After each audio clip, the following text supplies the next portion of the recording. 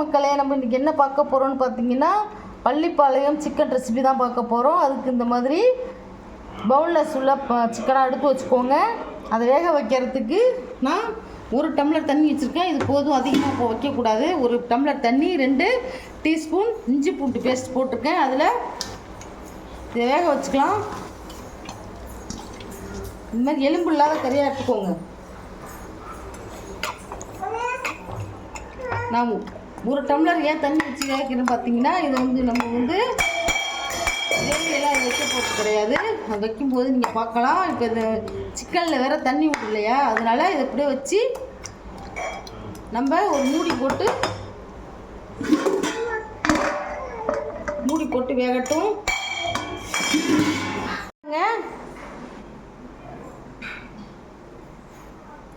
பாருங்கள், சிக்கன் நல்லா வெந்துருச்சு. இது பாருங்கள். இப்போ வெந்த சிக்கனை இந்த மாதிரி பிச்சு வச்சுக்கோங்க. இந்த மாதிரி எடுத்து இந்த மாதிரி பிச்சுக்கணும். அடுத்து இப்போ பாருங்கள், நான் ஒரு வானலில் 2 டேபிள் ஸ்பூன் கடலை எண்ணெய் ஊற்றி சூடு பண்ணி வச்சுருக்கேன். 1 ஸ்பூன் சோம்பு.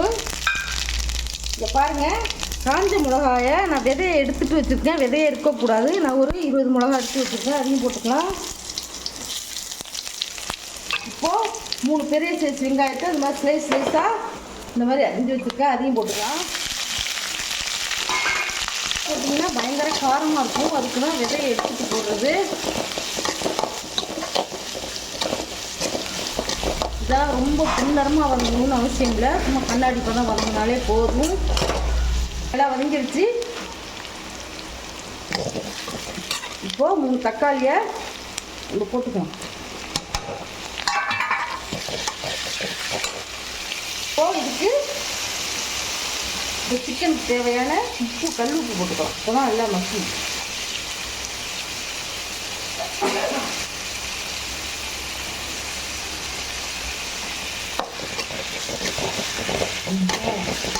அடுத்தது கருவேப்பிலை போடுறோம். 1 ஸ்பூன் இஞ்சி பூண்டு பேஸ்ட் போடுறோம்.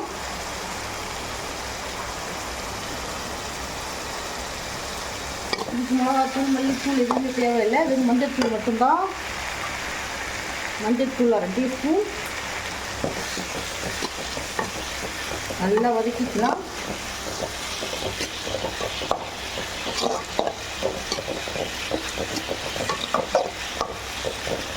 இப்போ பாருங்கள், நான் 1/2 மூடி தேங்காய் திருவி வச்சுருக்கேன். அதையும் போட்டுக்கலாம். ரொம்ப சூப்பராக இருக்குது. காரம் மட்டும் நீங்கள் இந்த மிளகா தூவி போடும்போது கொஞ்சம் தேவையான மட்டும் போட்டுக்கோங்க. இந்த நிறைய எடுத்துட்டு போட்டாலும் அந்த காரம் இருக்கும். பசங்க சாட மாட்டாங்க. இந்த ஸ்டேஜில் பாருங்கள், இப்போது நான் பிச்சு வச்சுருக்கிறேன் சிக்கனை போடுறேன். அதையும் போட்டாச்சு. இப்போ அடுத்தது பாருங்கள், நான் 1 டம்ளர் தண்ணி ஊற்றி சிக்கனை வேக வச்சுருந்தேன் இல்லையா, அந்த சிக்கனை வடிகட்டிட்டு அந்த சிக்கனோட தண்ணி எப்படி இருக்கு பாருங்க, அதையும் இதில் ஊற்றிடலாம். இதை வேஸ்ட் பண்ணக்கூடாது. எப்படி இருக்கு அதையும் இதில் ஊற்றிடலாம். ஊற்றிட்டு எல்லாத்தையும் நல்லா கலந்து ரொம்ப ஒரு டேஸ்டியான டிஷ் இது. பள்ளிப்பாளையத்தில் தான் அந்த சிக்கன்லாம் ரொம்ப ஃபேமஸ்ஸு.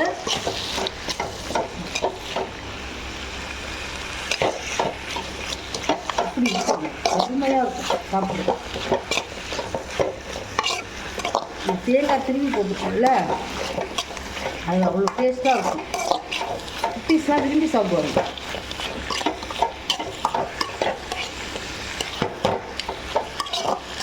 சிக்கனை கொஞ்சமாக தண்ணி ஊற்றி மஞ்சத்தூள் போட்டு நம்ம கொஞ்சமாக உப்பு போட்டு வேக வைக்கணும். ஏன்னா நம்ம திரும்பி உப்பு போடுறோங்கிறதுனால.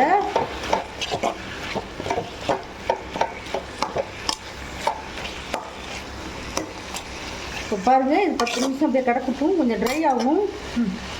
இப்போ பாருங்கள், பள்ளிப்பாளையம் சிக்கன் ரெடி ஆகிடுச்சு. இந்த மாதிரி நீங்களும் செஞ்சு அசத்துங்க. இந்த பாருங்கள் எப்படி பொலன்னு இருக்குது பாருங்கள்.